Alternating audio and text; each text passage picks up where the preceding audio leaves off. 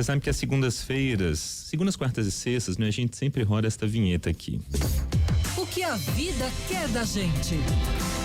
Com Cris Paz. Acho que hoje a vida quer da gente dicas sobre mães de adolescentes, Cris Paz. Ai, meu Deus do céu. Você que é mãe de um já, né? Eu sou mãe de um. Tá de bom tamanho, tá? Pois é. Gracinha, fofo, tá indo tudo bem. Francisco tá com até agora. 13? Quase 16. Eu bem atualizado. Quase 16. Séria, tá? Tá namorando? Tá. É uma fofa. Uma gracinha. Sua nora é uma fofa real ou você só tá É uma fofa. mandando? Eu amo ela, tô amando. Sei. Falei com ela ontem que já me realizou o desejo de ter uma filha. Gente, é isso. E por que a gente tá comentando isso aqui pra você? Quero fazer essa introdução aqui, ó. Existem redes de apoio para discutir essa fase da maternidade aí, das mães, dos adolescentes, canais de diálogo que unem mães e pais em torno dessas questões complexas, né, que envolvem essa fase transformadora e desafiadora da vida dos filhos, também vai lá dos pais e das mães, né, que estão vivenciando tudo isso, esse turbilhão. A partir dessas reflexões, as psicólogas Ana Cláudia Eutrópio, que está aqui com a gente. Ei, Ana, tudo bem? Bom dia. Olá, bom dia. E também a Carolina Dantas, que está aqui conosco. Tudo bom, Carol? Bom dia. Bom, então, as duas e também a designer, depois a gente só vai arrumar o microfone das duas, que elas estão compartilhando o microfone, que é tanta convidada aqui hoje que a gente está na falta de um microfone, mas a gente vai melhorar o áudio delas aqui também. Mas as duas e também a gestora editorial Carolina Lentz lançaram em 2020 o livro que a Cris vai mostrar ali na câmera para o Rainer colocar na nossa live, O Meu Adolescente, Memórias, Diálogos e Conexões. E no ano passado, esse projeto ganhou uma edição presencial com o primeiro encontro de mães Meu Adolescente. Agora a ideia cresceu. Que bom, né? E para ajudar nessas reflexões foram convidadas também a nossa querida Cris Paz, que está aqui conosco, e a Bebel Soares, que não está aqui, mas todas elas, todo esse time vai estar junto no dia 25 de março para um evento aqui na capital, que tem um apoio inclusive aqui da Band News FM. Inclusive o evento, já vou mandar a letra aqui, mandar a real, que já está quase esgotado, mas ainda há poucas inscrições, eu acho que fala, né? Vagas. Ainda há vagas. Ainda há vagas, né? Entrei no Simpla aqui, tô vendo, primeiro lote, segundo, gente, assim, mas ainda tem, né? Tem. Então tá bom. Vamos lá, deixa eu começar com a Ana, portanto, antes de passar pra Carol e pra Cris, para explicar como que surgiu o projeto em contexto todo pandêmico também, né? Não bastasse ser um tema super, meu Deus do céu, para pais, mães e vai lá para os próprios adolescentes, surgiu no contexto da pandemia, que foi aquele surto coletivo, né, Ana? Cadê esse microfone? Agora sim. Agora sim? Agora sim. Então vamos lá. Então, o projeto do Meu Adolescente, ele começou a ser gestado no ano de 2018. E o livro a gente começou a conversar a partir da percepção da Carol Lentz, que era mãe de 2 adolescentes, e eu e a Carol Dantas, que atendemos muitos adolescentes no consultório e as famílias. E a gente começou a perceber como havia uma ausência de espaços de diálogo e de materiais educativos para esse público. A adolescência é um momento da vida muito estigmatizado e que é comum as pessoas poderem falar mal e vir o aborrecente, o rebelde sem causa. E há uma desqualificação das experiências adolescentes na sociedade atualmente, e a gente percebeu que era preciso ofertar outras formas de enxergar a adolescência que enxergassem a potência dessa fase, que enxergassem a beleza dessas descobertas, das primeiras vezes, das criações e criatividades que esse público tem. E para isso era necessário que nós adultos, que somos responsáveis pela mediação desses adolescentes da educação, tivéssemos mais repertório. Então, o Meu Adolescente, ele vem com essa proposta de ser um livro para pais, mães, educadoras, psicólogas e pessoas que estão aí nessa tarefa de cuidado das adolescências, partindo do pressuposto de que a adolescência pode ser uma fase potente. Que ela pode ser, sim, é uma fase que demanda um cuidado específico, que demanda uma mediação adulta e uma contenção, muitas vezes, das emoções, mas que não precisa ser uma fase vivida como rebeldia, necessariamente, ou de distanciamento das famílias. Então, buscando que as famílias encontrassem jeitos e linguagens de fortalecer a conexão com seus adolescentes, veio o livro. Que bacana. Então, assim, vocês partem de um pressuposto. Vocês não buscam romantizar também a adolescência, do tipo, não é possível. Parte do pressuposto de que sim, é uma fase difícil, mas que com as orientações adequadas e tudo mais, é possível transcorrer aí o caminho com uma certa tranquilidade, Carol? Eu acho que o essencial é também os pais e educadores e todo mundo baixar um pouco as expectativas que tem de uma idealização do ser humano, né? E principalmente do ser humano em transformação. Então, a adolescência, ela tem coisas que atravessam essa fase, tem sentimentos, tem emoções, tem revoltas internas, que se os pais criarem um ideal de que podem atravessar isso com muita tranquilidade, talvez eles não...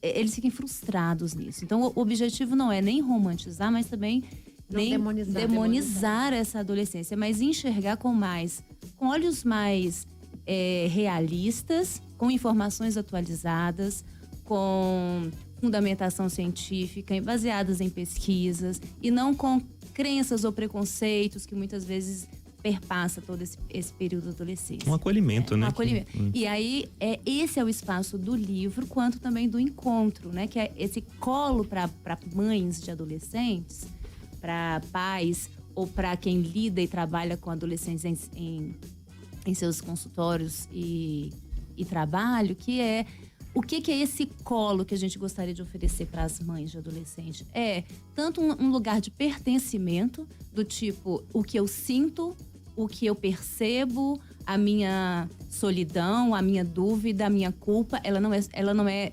minha. Eu tenho um espaço onde eu percebo que outras mães estão sentindo a mesma coisa que eu.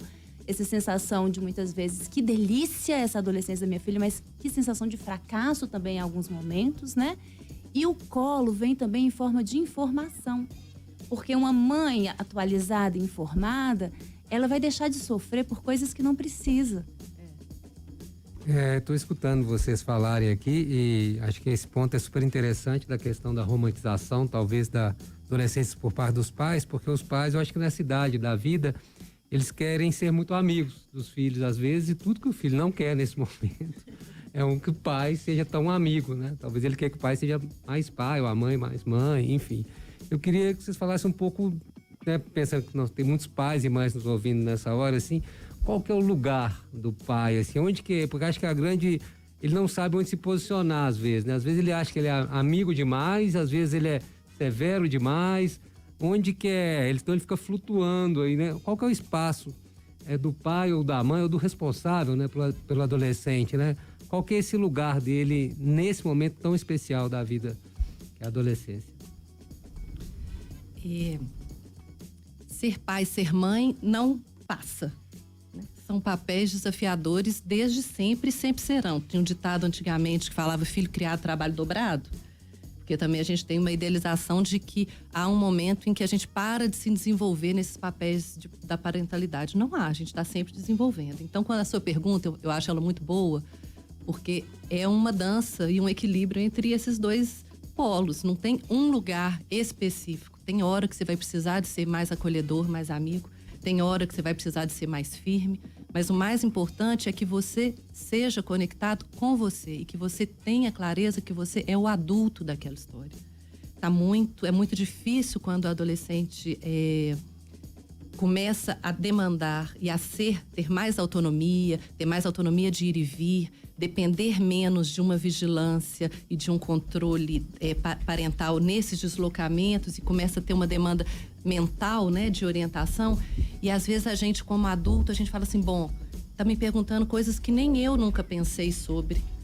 Então, acho que muitas vezes a dificuldade das famílias de adolescentes é se conectarem com os desafios do ser adulto, né? Então, acho que olhar para si, se encontrar, pensar, quem eu sou no momento presente, porque também é muito comum a gente ir pro no meu tempo, né? Porque no meu tempo era assim, porque na sua idade eu aquilo, porque quando seu avô, sua avó, lá. E a demanda é que a gente possa falar, mas nos dias de hoje, na adolescência de hoje, com o que esses jovens estão vivendo hoje, é mais eu, sendo o adulto que sou hoje, sendo a pessoa que passou por tantas histórias e como eu me transformei e me vejo hoje, o que eu tenho a fazer aqui?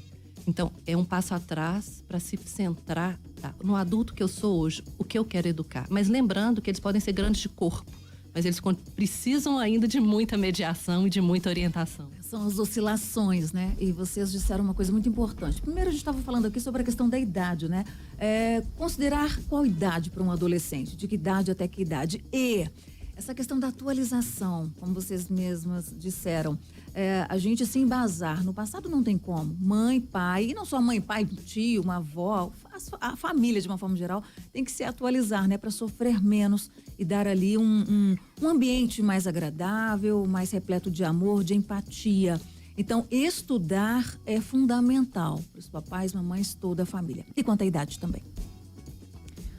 Bom, alguns marcos definem a entrada na adolescência, né? Hoje a gente entende que o Rubicão ali, né? Essa puberdade, ela vai iniciar por volta de 9 anos. E aí, biologicamente, esse discurso da OMS vai entrar a partir dos 10 até a entrada dos 12 ali. E socialmente, psicossocialmente, a gente vai entender os 13 por volta de hoje 25, que é questionável. Tem estudos que vão mostrar até um pouco antes dos 30 esse desenvolvimento cerebral, esse desenvolvimento dessas questões morais, as questões éticas ainda acontecendo nesse período, né? E tem que ver a questão da cultura, de onde esse adolescente está inserido e dos relacionamentos e acontecimentos socioeconômicos onde ele está, né? Então não é uma coisa que a gente pode se prender a um número ou apenas coisas biológicas, né? Questões biológicas. Eu fico pensando na questão do passado. Quem não visita passado repete história sem saber. E não revisitar esse passado que a gente teve enquanto filho adolescente e entender o que a gente precisou dos nossos pais e que, infelizmente, eles não tiveram recursos para nos oferecer, isso é fundamental para essa história não se repetir na coisa intuitiva ou apenas no automático.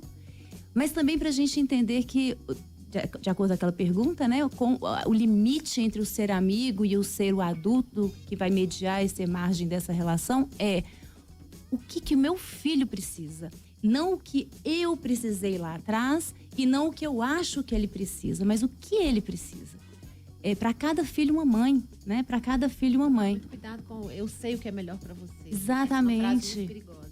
E aí, tanto o encontro quanto o livro, ele vai trazer vivências para que esses pais revivam essa adolescência e entendam o que eu precisava ouvir e que não chegou até mim. E que hoje eu estou repetindo igual com meu filho. Mas que eu tenho que ver o que ele pede para mim. O que ele pede de formas, às vezes, muito disfarçadas em suas transgressões, em suas revoltas e rebeldias. O que ele está me pedindo por trás desse comportamento desafiador que eu não estou lendo e que não é literal esse pedido, né? Então, é um pedido que às vezes vem em silêncio. Disfarçado, né? o silencioso, né? E se eu não olho para esse adolescente e não entendo que ele é um ser já, é um indivíduo, e que eu precisa da minha atenção, eu posso repetir histórias e que não é necessariamente isso que ele precisa, né? Histórias repetidas só porque eu não revisitei esse passado. Agora, tem uma pergunta que eu acho que deve chegar muito até vocês nessas discussões, né? Eu estou com 45 anos e tenho muitos amigos com filhos adolescentes. E a questão da sexualidade, né? Há uma questão de gênero, há uma mudança perceptível, né? Assim, como é que os pais, né, dessa geração estão trabalhando essa questão dos filhos? E quando eu falo assim, né, questão de sexualidade, não só questão de gênero, identificação de gênero, não, mas das experiências mesmo, hoje muito mais abertas, né? E para uma geração não tão distante, né, como eu falo, do 45, assim, às vezes ainda assim a gente se surpreende, né? Então, como os pais trabalham essa questão? Imagino que isso deve ser talvez uma das maiores demandas que chegam até vocês, né? Eu acho que as questões da sexualidade, ela tem sido um ponto-chave de distanciamento e de incompreensões nas famílias, né? As gerações e os adolescentes, eles vêm com uma possibilidade de vivência e de descoberta e de experimentação na sexualidade que gerações anteriores não viveram. Acho que essa possibilidade de visibilidade, né? A gente fica pensando assim, não viveram ou viveram de forma escondida. É sempre esse dilema. Quais são... Hoje a gente tem um momento histórico em que é possível, por exemplo, sair do armário e viver experiências afetivas não heterossexuais que, na minha época, vou falar da minha época, eu também estou com 43, nas escolas isso era bullying, nas escolas isso era exclusão. E hoje a gente tem nas escolas coletivos que articulam estratégias de visibilidade, estratégias de acolhimento, estratégias de pertencimento. E aí a gente fica sempre nessa discussão com as famílias. As famílias assim, mas, meu Deus, agora os meninos... Eu falei assim, calma, vamos escutar os meninos. Eu acho que o que a gente precisa de fazer enquanto sociedade, enquanto família, é dar um passo atrás e escutar. Às vezes a gente está chocando e arregalando o olho, e com isso a gente está fechando as portas. E eles estão tendo mediação adulta para falar das dúvidas, falar dos medos, falar dos questionamentos, falar das experimentações, porque a gente está fechando. Eu costumo brincar que a geração antiga, assim, nosso tempo, foi a época em que tinha a discussão de ficar ou namorar. Vocês devem lembrar disso, né? E que era assim, ia para as escolas, tinha oficinas sobre ficar ou namorar. As famílias, as mães chegavam para conversar com a gente o que era o ficar, o que era o namorar. E a gente que estava vivendo, para nós isso era de um tamanho mínimo. E para as famílias era de um tamanho enorme. E eu acho que a discussão da sexualidade, das diferentes formas de vivência da sexualidade hoje, se dão no mesmo campo. Para os meninos isso tem um tamanho muito menor do que tem para as famílias. Mas o que dói nos meninos não é isso, é a incompreensão e a não escuta. E o distanciamento é que é a grande dor, né? E o espaço do não dito, né? O que não se diz, o que não se olha, vira um fantasma tão grande que pode trazer traumas tão grandes. Eu percebo isso, assim, em vários amigos, pessoas não heterossexuais que trazem dores enormes e não precisa ser desse jeito, não precisa ser tão doído, pode ser feliz, né? Então, assim, eu queria complementar com uma coisa. Na verdade, deve estar todo mundo assim, o que a Cris Paz está fazendo aí? Menina, né? eu ia perguntar. Ela não é psicóloga, ela só é mãe de um adolescente. Mas a minha contribuição tem a ver também com esse momento da mãe, que muitas vezes ela está com um filho adolescente e ela está na menopausa, ela está na adolescência do envelhecimento, né? Então, é um turbilhão, uma série de coisas e vem muitos desafios. Então, acho que eu trago um pouco essa experiência, um pouco essa coisa sobre o envelhecimento que muitas vezes está afetando essa mãe de adolescente, independente das pessoas que estiverem no nosso encontro, se elas tiverem 30, 40, 50, 60, independente de qualquer coisa, ela pode não ter envelhecido ainda, mas é muito legal ela já ter essas informações, né, todo esse acolhimento, entender o que significa, para não demonizar a menopausa e nem romantizar a menopausa.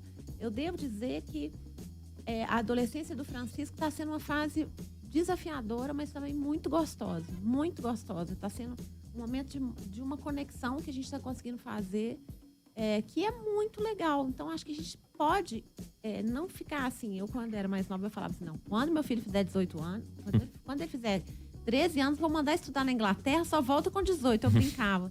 E, gente, sinceramente, a fase mais legal do meu contato com o Fran, de coisas assim, né, eu acabei de terminar um relacionamento. Aí, ontem eu sentei com ele, com a namorada, e a gente conversou sobre isso. Tá tendo uma troca, na real, tipo, né? Olha, esse erro aqui, vocês não precisam cometer.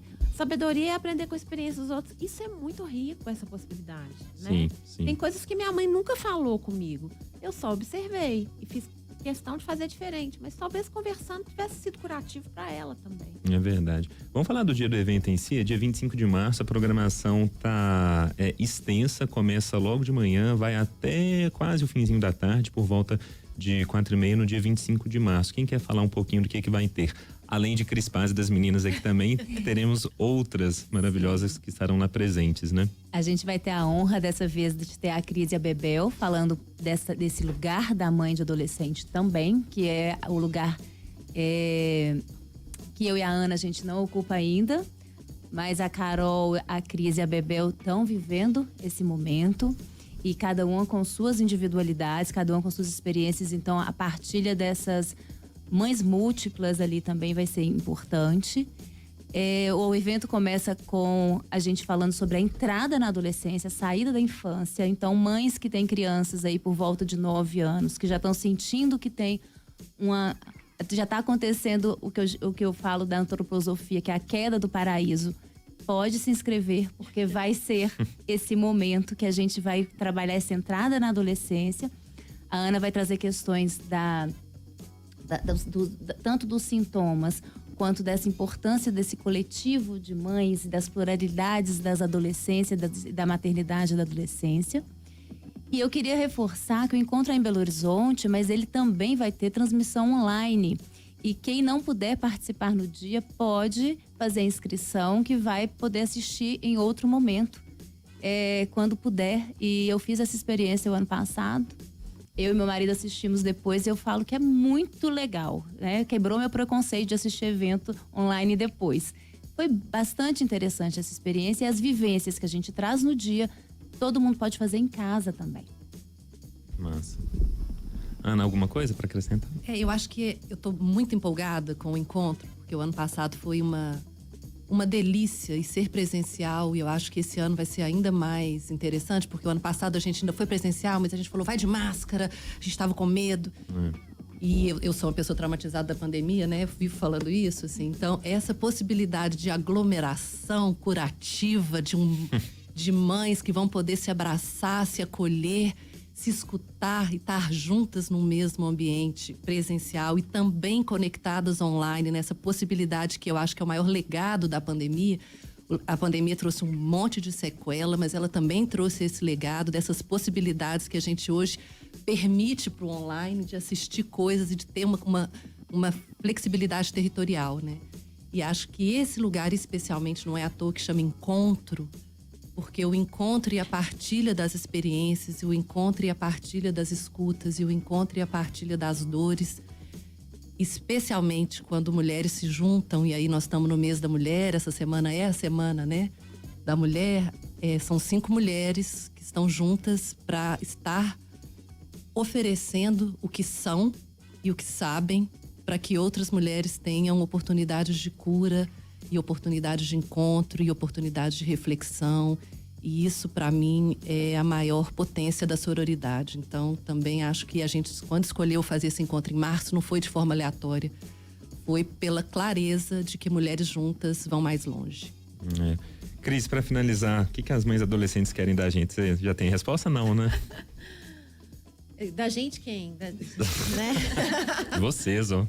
O que as mães querem dos adolescentes? Eu acho que, né? Eu diria que as mães só querem amor, porque na verdade tem uma parte difícil da adolescência que existe uma separação, né? É quase que uma ruptura, né? Então, por exemplo, eu sou escritora, mas meu filho odeia ler, né? Mais ou menos essa coisa. Assim. Eu preciso me separar de você porque eu não sou você, eu não sou uma extensão daquilo que você espera, né? Então, o que as mães querem é amor, mas talvez o que os adolescentes queiram é que as mães aprendam a ver o amor, né? Porque o amor tá ali. Só que ele vai mudar de linguagem quando essa criança se tornar adolescente. Então, se abra para isso. Entre na adolescência dele. Curta a adolescência dele. Com as coisas boas e as coisas difíceis, né? O que a vida quer da gente é coragem, mas o que a vida quer da gente, acima de tudo, é amor. Eu acho que a gente veio ao mundo para ter essa experiência amorosa, né? E talvez humorosa também, que eu tô brincando muito com essa coisa. E eu acho que uma coisa que eu trago pro Fran e que pode contribuir muito nas relações é o humor. Eu acho que o humor é um grande remédio que a gente tem que ensinar pros nossos filhos, gente, porque o mundo está difícil. A gente está precisando muito ter humor pra gente seguir adiante, sempre, né? Pessoal, encontro de mães meio adolescentes no dia 25 de março, ainda tem inscrições disponíveis lá no Simpla, tanto para o lote presencial, terceiro e último, pelo que eu tô vendo aqui, né? Terceiro e último lote presencial e também para online. Você entrando lá no Simpla, só joga lá meio adolescente, você vai achar. Tem lá todas tem essas 2 opções, você escolhe a que for melhor para você. Se você estará fora de Belo Horizonte nessa data, tem essa opção online, como a Carol comentou aqui com a gente. E só posso desejar sucesso aí para vocês pro evento. Obrigada. Meninas. Obrigado, viu, por terem vindo. Cris, um beijo, viu? Até uma próxima. Beijo, foi uma delícia estar aqui, né? Hoje eu fiquei mais aprendendo, foi ótimo.